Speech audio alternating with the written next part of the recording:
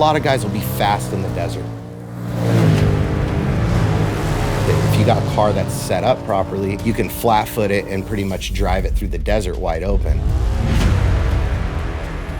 What separates the men from the boys is when you get to the rocks, and that's where Big Mitch excels. Mitch isn't new to rock racing. He's been around a long time. And there's a skill to being able to pick lines out that makes him smooth.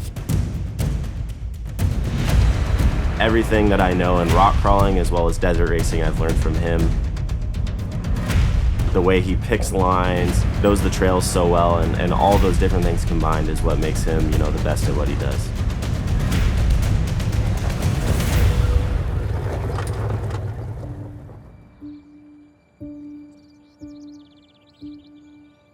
I pretty much started this. This is no BS. With a Land Cruiser in my backyard, with a house that I just bought. I had no money, but I took everything I could and built my Land Cruiser because it was what I loved, and used credit cards and probably did the wrong thing, but it all worked out in the long run. Around the 80s, I would say, one of my friends wanted to go racing up in Big Bear up at Running Springs. There was a mud and snow race, and I thought, well, I have a Land Cruiser, I'm gonna give it a go. Went up there and I did well, and I think that's where I caught my bug of racing, and it hasn't stopped. I took the championship in Pro Rock Series in 2004 and kind of thought, you know what, I'm gonna call it quits here. I've pretty much done it all. I didn't know a damn thing about side-by-sides in '08. My buddy had just bought one and I drove it, and it took me a whole couple days to go buy one. I think after I drove his, it was that fun. So the King of the Hammers UTV race has been going since 2009. So far there's been 10 races. And out of those 10 races, I've won 6 of them. My son has won 1. In 2009, I'm at my first King of the Hammers. Here comes this yellow RZR. One guy in it, no co-driver.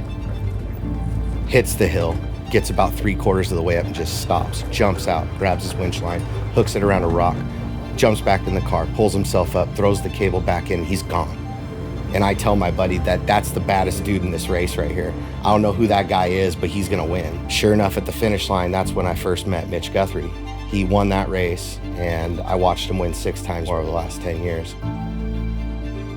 My problem is I'm competitive at everything. If we're pushing a tire across the yard, I want to push it faster. If I'm taking off from a stoplight, I think I'm racing the car next to me. It's just in my blood. As a racer, my dad works harder than anyone I know to make sure everything is 100% ready to race every race, as well as putting 100% into his driving abilities. 2014, Mitch was riding with me, and we won that year. It was always fun racing with him in the car because I always felt confident when he was in there. Being a father-son kind of race team in the beginning is something special for sure, and to do all that and then come out with multiple wins is definitely special for me. No matter what happens in my career, I owe it all to my dad. He taught me what it means to be a man, a champion, and to do it all with a sense of humility. It's hard to explain, but there's something in me that I don't want to beat him, but I want to win. Don't get it twisted. I definitely want to beat my dad.